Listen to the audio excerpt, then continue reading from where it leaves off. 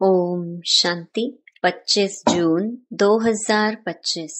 मीठे बच्चे, बाप तुम्हें नई दुनिया के लिए राजयोग सिखला रहे हैं, इसीलिए इस पुरानी दुनिया का विनाश भी जरूर होना है। प्रश्न: मनुष्यों में कौन सी एक अच्छी आदत पड़ी हुई है लेकिन उससे भी प्राप्ति नहीं होती? उत्तर: मनुष्यों में भगवान को याद करने की जैसे आदत पड़ी हुई है। जब कोई बात होती है तो कह देते हैं, हे भगवान। सामने शिवलिंग आ जाता है, लेकिन पहचान यथार्थ ना होने के कारण प्राप्ति नहीं होती है। फिर कह देते, सुख दुख सब वही देता है। तुम बच्चे अभी ऐसे नहीं कहेंगे। ओम शांति। बाप जिसको रचता कहा जाता है, किसका रचता? नई दुनिया का रचता। नई दुनिया को कहा जाता है स्वर्ग व सुख धाम। नाम कहते हैं परंतु समझते नहीं हैं। श्री कृष्ण के मंदिर को भी सुख धाम कहते हैं। अब वह तो हो गया छोटा मंदिर। श्री कृष्ण तो विश्व का मालिक था। बेहद के मालिक को जैसे कि हद का मालिक बना देते हैं। श्री कृष्ण के छोटे से मंदिर को सुखधाम कहते हैं। बुद्धि में यह नहीं आता कि वह तो विश्व का मालिक था, भारत में ही रहने वाला था। तुमको भी पहले कुछ पता नहीं था। बाप को तो सब कुछ पता है। वह सृष्टि के आदि मध्य अंत को जानते हैं। अभी तुम बच्चे जानते हो। दुनिया में तो यह भी किसको पता नहीं है, ब्रह्मा विष्णु शंकर कौन है।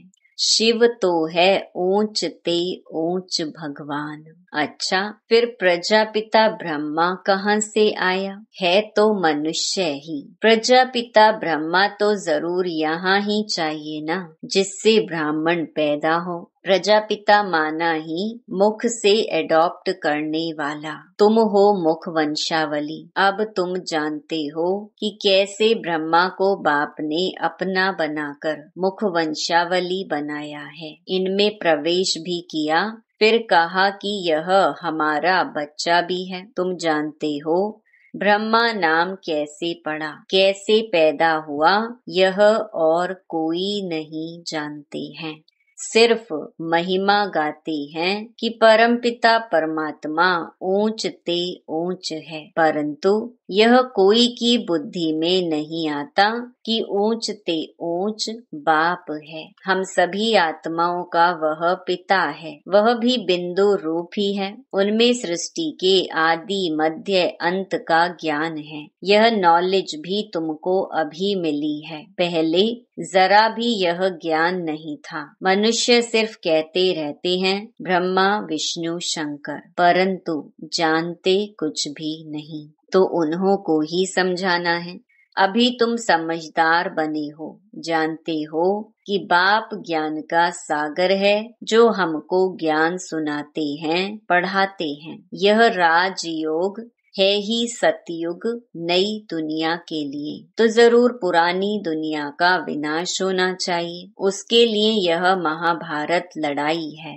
आधा कल्प से लेकर तुम भक्ति मार्ग के शास्त्र पढ़ते आए हो। अब तो बाप से डायरेक्ट सुनते हो। बाप कोई शास्त्र नहीं बैठकर सुनाते हैं। जप तप करना, शास्त्र आदि पढ़ना, ये सब भक्ति है। अब भक्तों को भक्ति का फल चाहिए, क्योंकि मेहनत करते ही हैं भगवान से मिलने के लिए, परंतु ज्ञान से है सद्गति। ज्ञान और भक्ति दोनों इकट्ठे चल ना सके। अभी है ही भक्ति का राज्य। सब भगत हैं। हरेक के मुख से ओ गॉड फादर जरूर निकलेगा। अब तुम बच्चे जानते हो कि बाप ने अपना परिचय दिया है कि मैं छोटी बिंदु हूँ। मुझे ही ज्ञान का सागर कहते हैं। मुझ बिंदु में सारा ज्ञान भरा हुआ है। आत्मा में ही नॉलेज रहती है। अभी तुम बच्चे समझते हो कि उनको परम पिता परमात्मा कहा जाता है।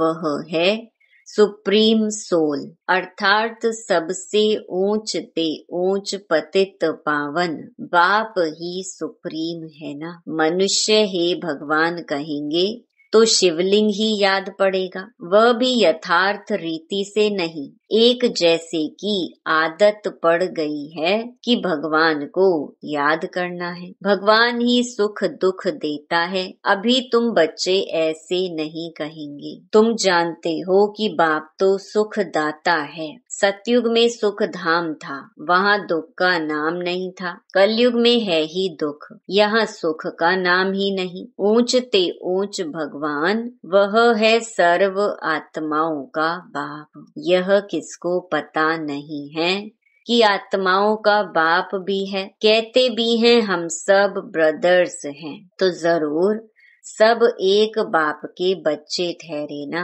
कोई फिर कह देते कि वह तो सर्वव्यापी है, तेरे में भी है मेरे में भी है। अरे तुम तो आत्मा हो, यह तुम्हारा शरीर है, फिर तीसरी चीज कैसे हो सकती है। आत्मा को परमात्मा थोड़े ही कहेंगे। जीव आत्मा कहा जाता है, जीव परमात्मा नहीं कहा जाता। फिर परमात्मा सर्वव्यापी कैसे हो सकता। बाप सर्वव्यापी होता तो फिर फादरहुड हो जाता। फादर को फादर से वर्षा थोड़े ही मिलेगा, बाप से तो बच्चा ही वर्षा लेता है। सब फादर कैसे हो सकते। इतनी छोटी सी बात भी कोई की समझ में नहीं आती है। तब बाप कहते हैं, बच्चे हमने आज से 5000 वर्ष पहले तुमको कितना समझदार बनाया था। तुम एवर हेल्दी वेल्दी समझदार थे। इससे जास्ती समझदार कोई हो नहीं सकता। तुमको अभी जो समझ मिलती है यह फिर वहाँ नहीं होगी। वहाँ यह मालूम थोड़े ही रहता कि हम फिर गिरेंगे। यह मालूम हो तो फिर सुख की भासना ही ना आए। यह ज्ञान फिर प्रहलोप हो जाता है। यह ड्रामा का ज्ञान सिर्फ अभी तुम्हारी बुद्धि में है। ब्राह्मण ही अधिकारी रहते हैं। तुम्हारी बुद्धि में है कि अब हम ब्राह्मण वर्ण के हैं। ब्राह्मणों को ही बाप ज्ञान सुनाते हैं। ब्राह्मण फिर सबको सुनाते हैं। गायन भी है कि भगवान ने आकर स्वर्ग की स्थापना की थी, राज योग सिखाया था। देखो श्री कृष्ण जयंती मनाते हैं, समझते हैं कि श्री कृष्ण वैकुंठ का मालिक था, परंतु वह विश्व का मालिक था, ये बुद्धि में नहीं आता। जब उनका राज्य था तो और कोई धर्म नहीं था, उनका ही सारे विश्व पर राज्य था और जमुना के किनारे था। अब तुमको यह कौन समझा रहे हैं। भगवान उवाच, बाकी वह जो भी वेद शास्त्र आदि सुनाते हैं वह हैं भक्ति मार्ग के। यहाँ तो खुद भगवान तुमको सुना रहे हैं। अभी तुम समझते हो हम पुरुषोत्तम बन रहे हैं। तुमको ही यह बुद्धि में है कि हम शांति धाम के रहने वाले हैं, फिर हम आकर 21 जन्मों की प्रारब्ध भोगेंगे। तुम बच्चों को अंदर में खुशी से गदगद होना चाहिए कि बेहद का बाबा शिव बाबा हमको पढ़ा रहे हैं। वह ज्ञान का सागर है, सृष्टि के आदि मध्य अंत को जानता है। ऐसा बाबा हमारे लिए आया है तो खुशी में गुदगुदी होती है। बाबा को कहते हैं, बाबा हमने आपको अपना वारिस बनाया है। बाप बच्चों पर वारी जाते हैं। बच्चे फिर कहते हैं कि भगवान आप जब आएंगे तो हम आप पर वारी जाएंगे, अर्थात बच्चा बनाएंगे। यह भी अपने बच्चों को ही वारिस बनाते हैं। बाबा को वारिस कैसे बनाएंगे, ये भी गुह्य बात है। अपना सब कुछ एक्सचेंज करना, इसमें बुद्धि का काम है। गरीब तो झट एक्सचेंज कर लेंगे, साहूकार मुश्किल करेंगे, जब तक कि पूरी रीति ज्ञान ना उठावे। इतनी हिम्मत नहीं रहती। गरीब तो झट कह देते, बाबा हम तो आपको ही वारिस बनाएंगे, हमारे पास रखा ही क्या है। वारिस बनाकर फिर शरीर निर्वाह भी अपना करना है। सिर्फ ट्रस्टी समझकर रहना है। युक्तियां बहुत बताते रहते हैं। बाप तो सिर्फ देखते हैं कि कोई पाप कर्म में तो पैसे खराब नहीं करते हैं। मनुष्य को पुण्य आत्मा बनाने में पैसा लगाते हैं।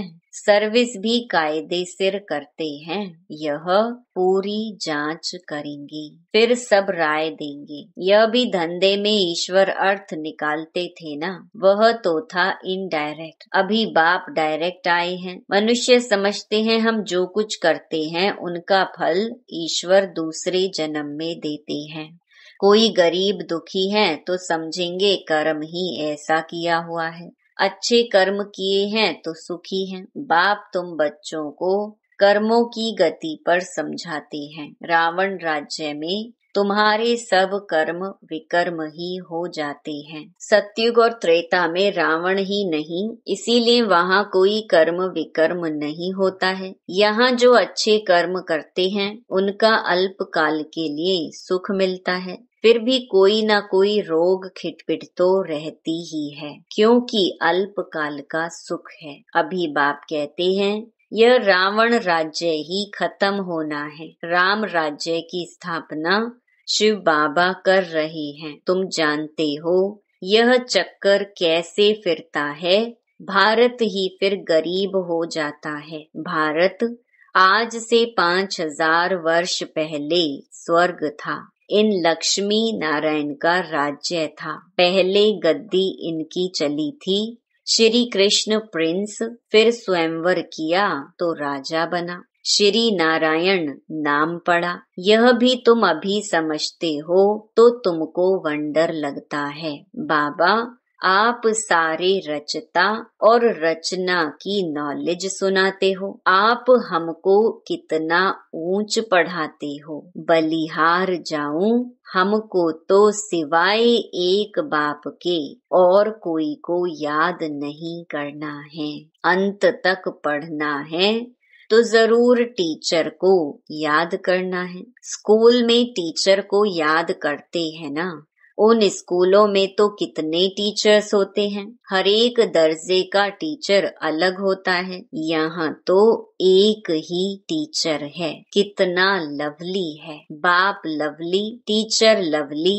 आगे भक्ति मार्ग में अंधश्रद्धा से याद करते थे, अभी तो डायरेक्ट बाप पढ़ाते हैं तो कितनी खुशी होनी चाहिए। फिर भी कहते बाबा भूल जाते हैं। पता नहीं हमारी बुद्धि आपको क्यों नहीं याद करती है। गाते भी हैं ईश्वर की गति मति न्यारी है। बाबा आपकी गति और सदगति की मत तो बड़ी वंडरफुल है। ऐसे बाप को याद करना चाहिए। स्त्री अपने पति के गुण गाती है ना, बड़ा अच्छा है। यह उनकी प्रॉपर्टी है। अंदर में खुशी रहती है ना। यह तो पतियों का पति बापों का बाप है। इनसे कितना हमको सुख मिलता है और सबसे तो दुख मिलता है। हाँ, टीचर से सुख मिलता है क्योंकि पढ़ाई से इनकम होती है।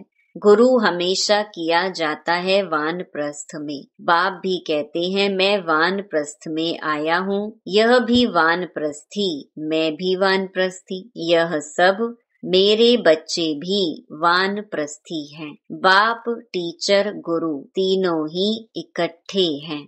बाप टीचर भी बनते हैं, फिर गुरु बन साथ ले जाते हैं। उस एक बाप की ही महिमा है यह बातें, और कोई शास्त्र आदि में नहीं है। बाबा हर बात अच्छी रीति समझाते हैं। इनसे ऊंची नॉलेज कोई होती नहीं। ना जानने की दरकार रहती है। हम सब कुछ जानकर विश्व के मालिक बन जाते हैं और जास्ती क्या करेंगे। बच्चों की बुद्धि में यह हो तब खुशी में और उसी याद में रहे। पुण्य आत्मा बनने के लिए याद में जरूर रहना चाहिए। माया का धर्म है तुम्हारे योग को तोड़ना। योग में ही माया विघ्न डालती है। भूल जाते हो माया के तूफान बहुत आते हैं, ये भी ड्रामा में नोंद है। सबसे आगे तो यह है, तो इनको सब अनुभव होते हैं। मेरे पास जब आए तब तो सबको समझाऊं ना। ये सब माया के तूफान आएंगे। बाबा के पास भी आते हैं, तुमको भी आएंगे। माया का तूफान ही ना आए, योग लगा ही रहे तो कर्मातीत अवस्था हो जाए, फिर हम यहाँ रह ना सके। कर्मातीत अवस्था हो जाएगी तो फिर सब चले जाएंगे। शिव की बारात गाई हुई है ना। शिव बाबा आए तब हम सब आत्माएं जाएं। शिव बाबा आते ही हैं सबको ले जाने। सतयुग में इतनी आत्माएं थोड़े ही होंगी। अच्छा, मीठे मीठे सिके लधे बच्चों प्रति मात पिता बाप दादा का याद प्यार और गुड मॉर्निंग। रूहानी बाप की रूहानी बच्चों को नमस्ते। धारणा के लिए मुख्य सार।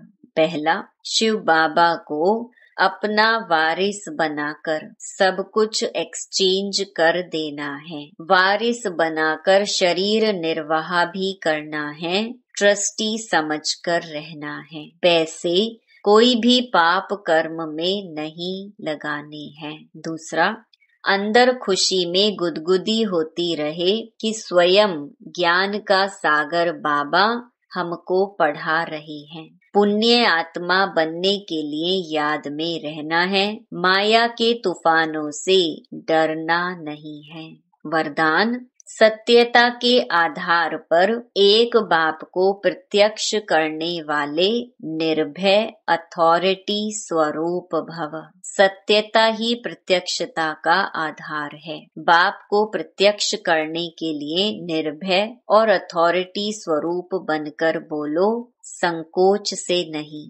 जब अनेक मत वाले सिर्फ एक बात को मान लेंगे कि हम सबका बाप एक है और वही अब कार्य कर रहे हैं, हम सब एक की संतान एक हैं और यह एक ही यथार्थ है, तो विजय का झंडा लहरा जाएगा। इसी संकल्प से मुक्ति धाम जाएंगे और फिर जब अपना अपना पार्ट बजाने आएंगे तो पहले यही संस्कार इमर्ज होंगे कि गॉड इज वन। यही गोल्डन एज की स्मृति है। स्लोगन, सहन करना ही स्वयं के शक्ति रूप को प्रत्यक्ष करना है। अव्यक्त इशारे, आत्मिक स्थिति में रहने का अभ्यास करो, अंतर्मुखी बनो।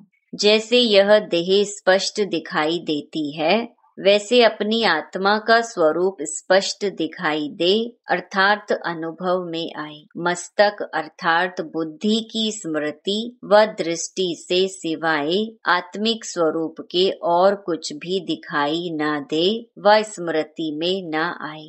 ऐसे निरंतर तपस्वी बनो, तब हर आत्मा के प्रति कल्याण का शुभ संकल्प उत्पन्न होगा। भल कोई अपने संस्कार स्वभाव के वश आपके पुरुषार्थ में परीक्षा के निमित्त बना हुआ हो, उसके प्रति भी सदा कल्याण का संकल्प उत्पन्न हो। अच्छा, ओम शांति।